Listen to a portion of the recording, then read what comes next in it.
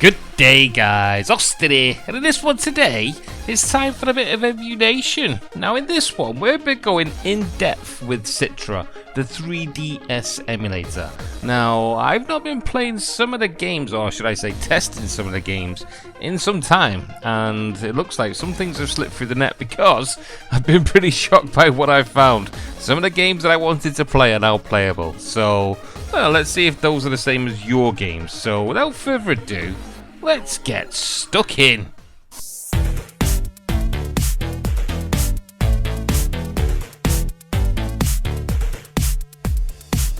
Alright, so what I'm going to do is take you through each one of the games and tell you how the current version of this emulator is affecting each one of them. And as you can see, first up we've got Super Mario 3D World, and this one is working pretty damn well. As you can see, it's an open world game, which means that there's a lot of stuff for the emulator to contend with. In terms of the sound effects, the music and stuff, it's all perfect. The only thing that it does come back on is this kind of stuff, the open world side of this 3D game, which is probably 90% of the actual gameplay. It drops it to as little as 50%. Other than that though, it's good. Okay, next up we got Kirby, and this one is working perfectly across the board, and I mean across the board. I'm getting 100% frames per second, never no speed up, never no lag. All the music, all the sound effects is all perfect in its full crusty glory. The only thing I would say is it may look too good, to be honest, because this is being upscaled using the emulator. So when I put this at its native resolution, which was the small handheld console of the Nintendo 3DS, it looks very pixelated. Because this is a very 3D based game and I'm playing this upscaled, it looks absolutely beautiful. The emulator does it full justice, so even when I'm playing this on my 60-inch 4K TV, it looks absolutely beautiful, as it should do.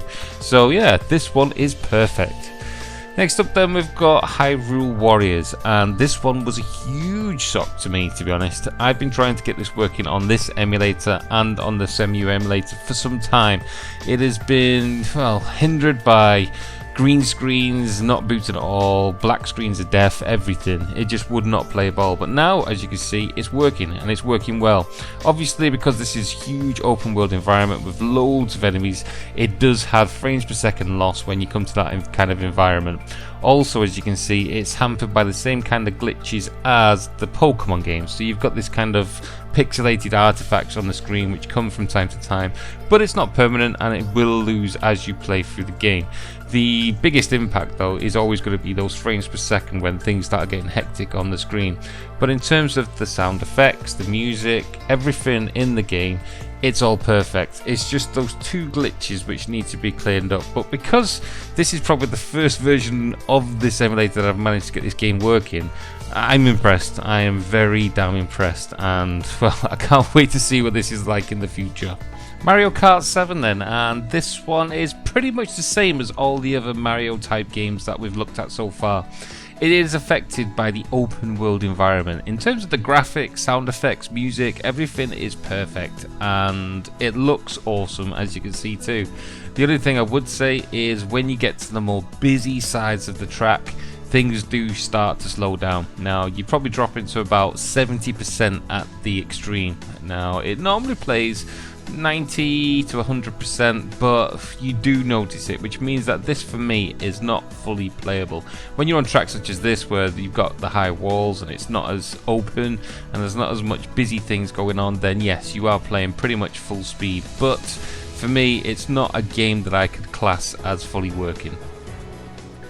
Sonic Generations then. Now, I've taken a look at this, it must have been a month or two ago now, and it was looking damn good then. Now, it's 100%, and I mean 100%. In terms of the frames per second, the graphics, the sound effects, the music, everything is working across the board. I've tested this with the first, probably about 5 levels so far, and it is working absolutely perfect. Both, as you can see now, with the next generation of Sonic and the old school, the bonus stages, doesn't matter what the maps are going through, it doesn't suffer from any lag at all, which is quite surprising because I thought with the next generation side of the levels, things might start to slow down because you are getting a lot more 3D based with the environments. But yeah, it keeps it. There's 100% across the board.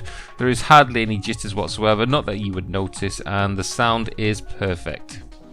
Pokemon then, and this is footage from the demo. It is a current version of the demo, and well, it is working across the board. I wasn't showing my most recent one because I tested it, and Nintendo is still flagging people for showing footage of the newest game, even though it's now released and they can no longer bring down the ban hammers. They're still playing the games.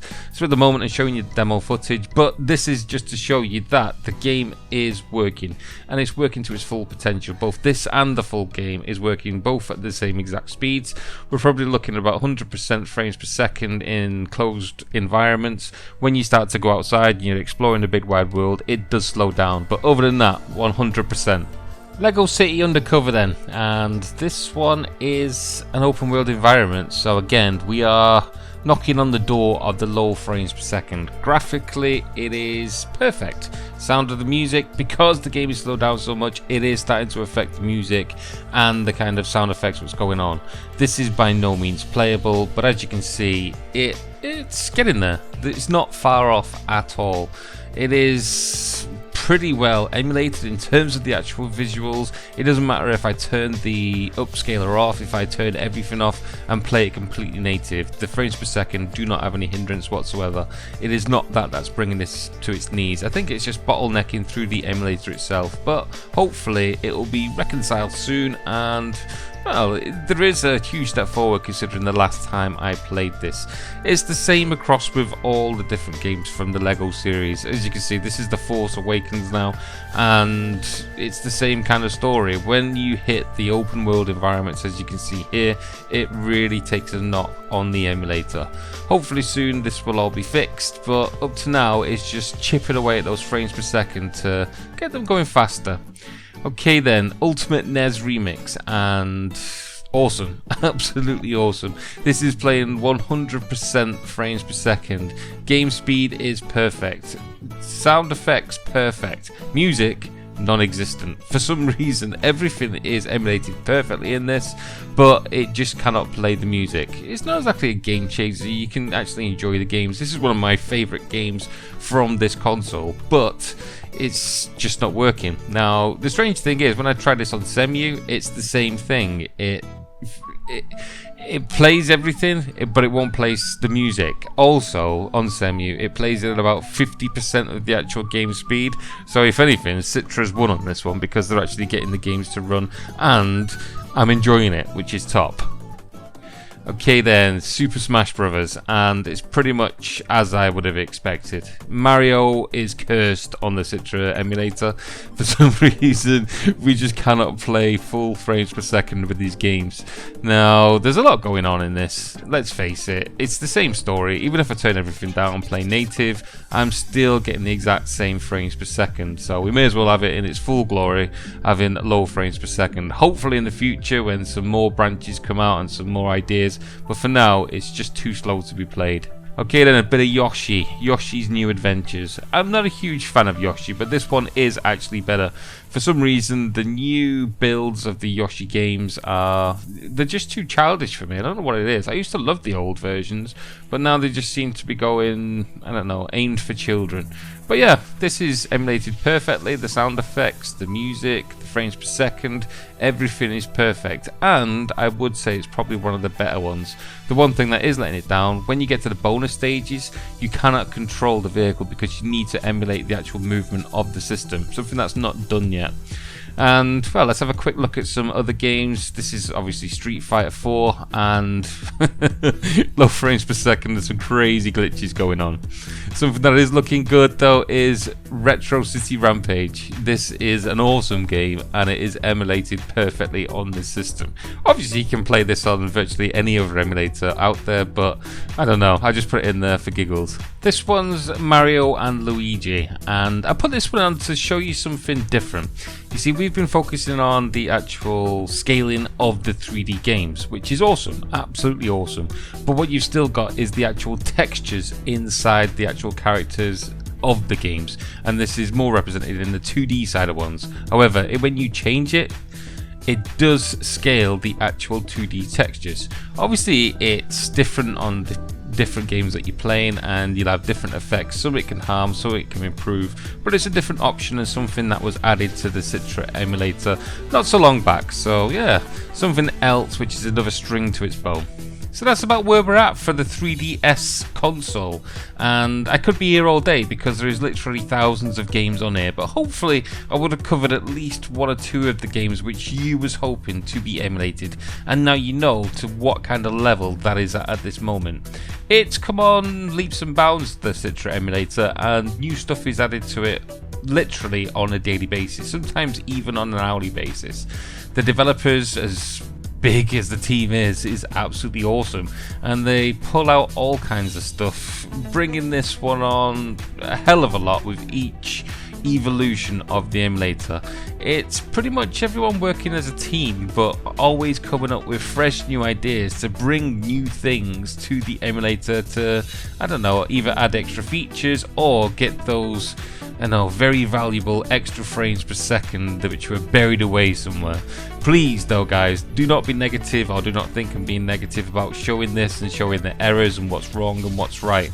There's a hell of a lot of hard work that goes into making this emulator, and a lot of people spending their own free time, not for any benefit other than the enjoyment for others, in actually developing this emulator. So I don't expect anything, but everything that is delivered is highly appreciated by me. Well, it's been a pleasure as always bringing this to you guys. If you've enjoyed what you've been seeing here, then please like, please subscribe, please do all the things that people normally do in this YouTube world of Citra fruit-based emulators. But most of all, you have a good day. Laters!